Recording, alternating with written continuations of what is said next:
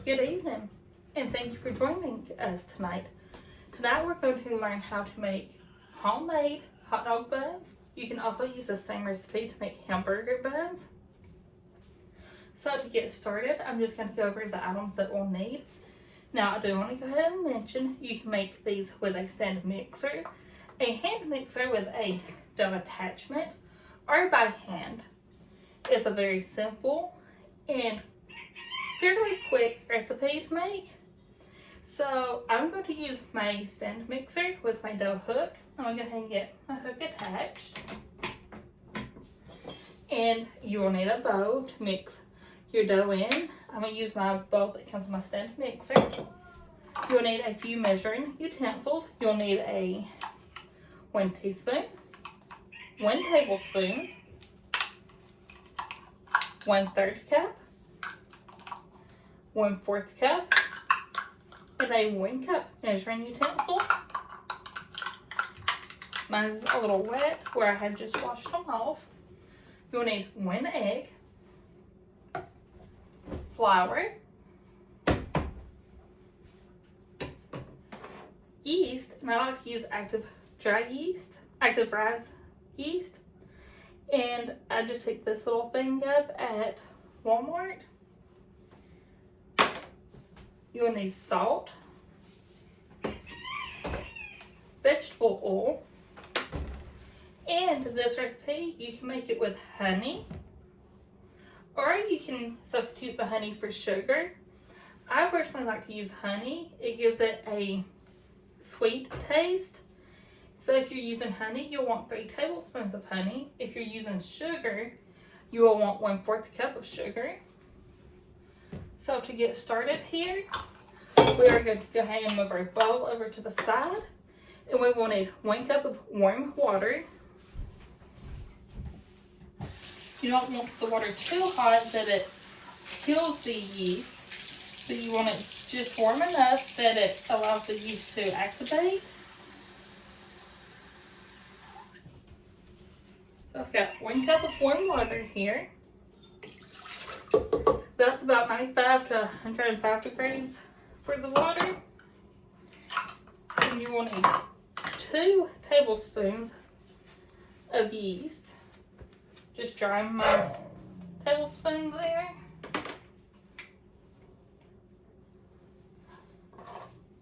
We'll need 2 tablespoons, so I'm going to just sprinkle that. I like to kind of sprinkle it instead of dumping it all in one spot so that it all has a fair chance to get activated with the water.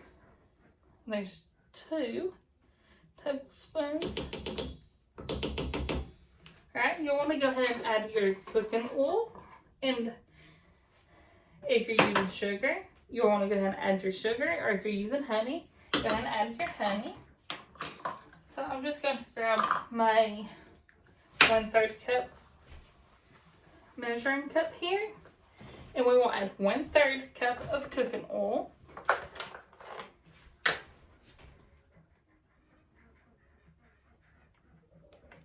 Alright, there's 1/3 cup. I'm just going to kind of pour it all around.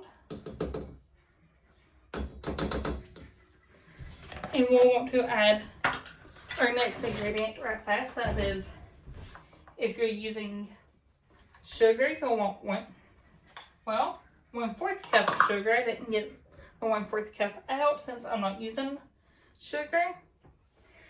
But if you're using honey, you'll want to add 3 tablespoons of honey. I'm using honey, so I've got my tablespoon here. Just wiping the excess yeast off.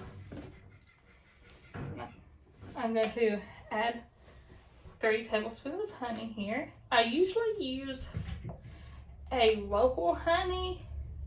However, I ran out of my local honey and have not made it back to get local honey. So I'm just going to use this other honey. That's just a store-bought. Let me get a utensil to get this honey off with here. That's 1 tablespoon.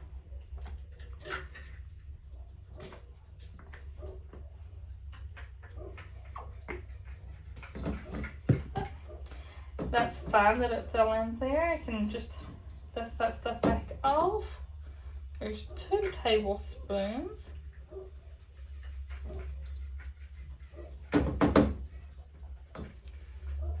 Just set it in there. Alright. And 3 tablespoons. And I do want to mention, if you are able to get local honey in your area, local honey tastes so much better in this recipe. Local honey just tastes so much better all around, honestly. I do gotta pick up some local honey tomorrow. Alright, I'm just gonna kind of give that a little spin there to make sure all of my yeast is in the water. Sit that over in the sink. So we have all of our yeast, honey, and cooking oil, or if you're using sugar, all of that added in to our bowl. We're going to let that sit for about 5 minutes until it is foamy, and we'll be back in just about 5 minutes. Welcome back. It's been 5 minutes. Now I'm gonna go ahead and show y'all what our yeast should look like. See how it's all foamy at the top? Alright, so we want to go ahead and get our egg. We want our egg beaten, so I'm going to grab a bowl here and a fork. I'm just going to go ahead and crack my egg into a separate bowl. There we go. Don't mind the cat in the background that's yelling at me because he wants loose. Alright. Get our egg beaten here. As you can see, our egg is beaten pretty well. We're going to go ahead and add our egg to our mixture. Alright, and we want to go ahead and add our salt. So you'll want to add 1 teaspoon of salt. Got our 1 teaspoon measuring device. I'm just going to add 1 teaspoon. Alright, and we'll go ahead and add 3 cups of flour. I do already have a measuring cup in my flour that I usually keep in there. So I'm going to use that one instead. And we're just, like I said, going to add 3 cups. There's 1.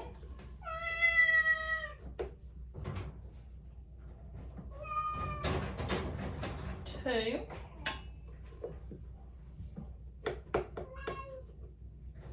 And 3. And I do want to mention that you do want to use all-purpose flour, not self-rising flour. So we've got all 3 cups of our flour, 1 beaten egg, and a teaspoon of salt added. I'm just going to go ahead and attach my bowl to my stand mixer here. And again, you can use a hand mixer with a dough hook, or you can make this bread by hand.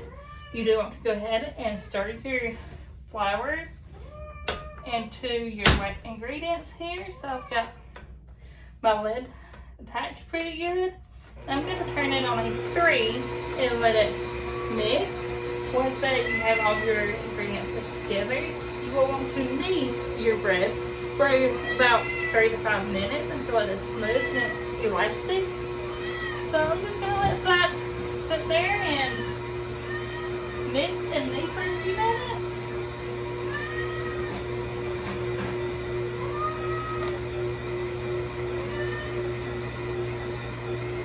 And then while that mixes, I'm going to pause and put away some of my stuff here and get my other items that we'll need next, which will be, let me go ahead and get over those. You'll want a baking sheet. I'm just using a pizza pan. And I like to use parchment paper on my pans.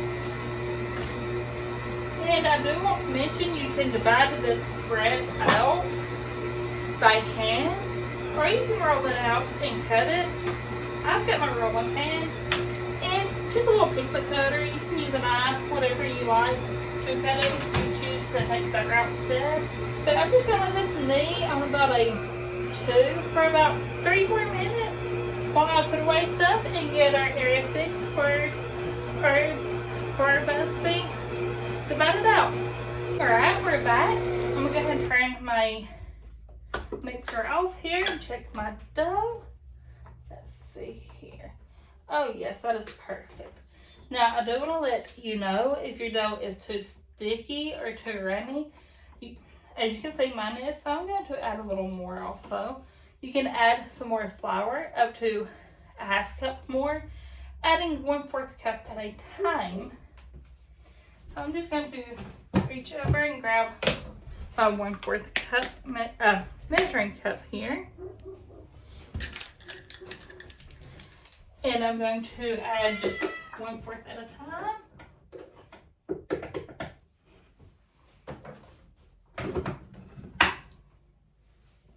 Alright, I'm just going to add that there. I'm going to close my mixer back. Got dough stuck in my hands, and turn that back on and let it just mix that 1/4 cup in. And we'll go from there on if it needs more. Now your dough may not be sticky and running. You may not need to add more flour to yours. However, mine was, so I went ahead and added some more. So we're just gonna let that mix in and knead for another minute or 2, and we'll be back. It's been about a minute, so I'm gonna go ahead and turn my mixer off. Sorry about that, I was washing my hands. Move my mixer out of the way there. All that dried off. Oh yeah, that looks perfect. And it's not too sticky. As you see, it's not sticking out to my hands now. Just take that off the dough hook. Oh yeah, it looks perfect. And as you see, it's all mixed well. All the ingredients are mixed together. Alright. I'm just gonna rinse my hands off after I got dough on them.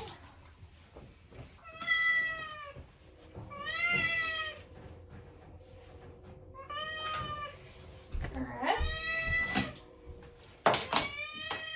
I've got my baking sheet. And I've got my parchment paper. As I mentioned, I like to use parchment paper on my panning.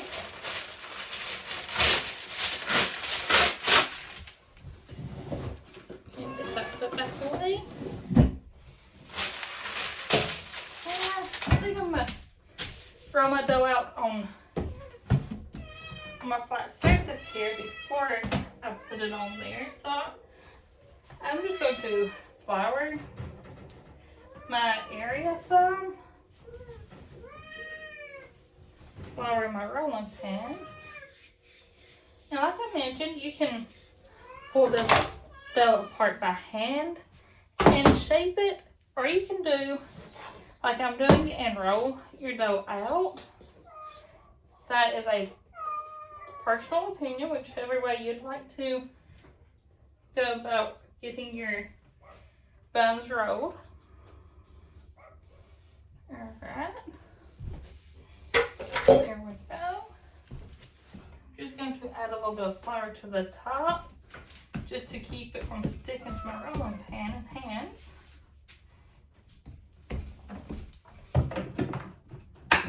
Alright, we have a rolling pan. I'm just going to kind of roll it out, kind of like if I was rolling out a pizza crust or a pie crust. Like in the circle if possible. Best circle we can get. Or rectangle, whatever shape it wants to become. Alright. Let's see here.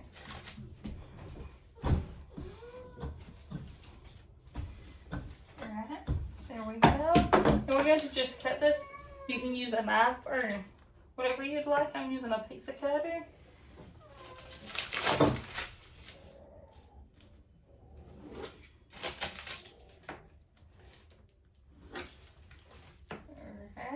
we go. We've got 1, 2, 3, 4, 5, 6, 7, and 8 pieces here.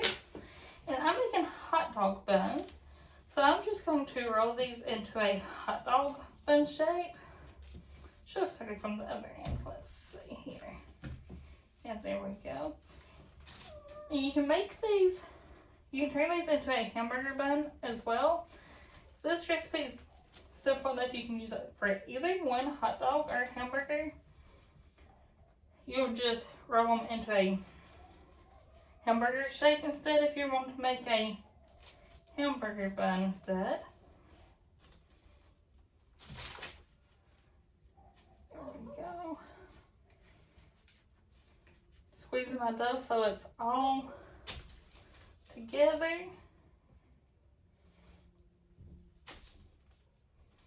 And no cracks in it. Just rolling it together like that. I'm going to set that to the side. We're just going to finish rolling the rest of our buns here. As you see, I'm rolling it in a very tight roll. Kind of like if you was making a loaf of bread, the way that I'm rolling it. Got a cat attacking my leg. And just make sure there's no holes. That all the lines are creased well.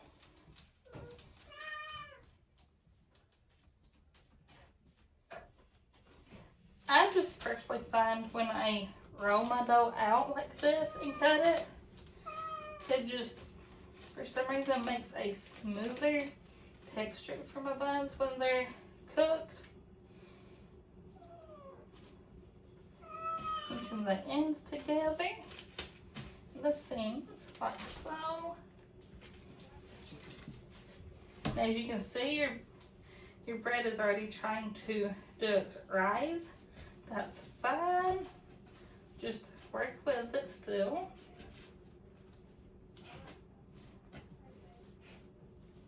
Alright, and as you can see, we are finishing rolling this very last one. Let's just get all of these lines pressed here. Alright, we have all 8 of our hot dog buns rolled out.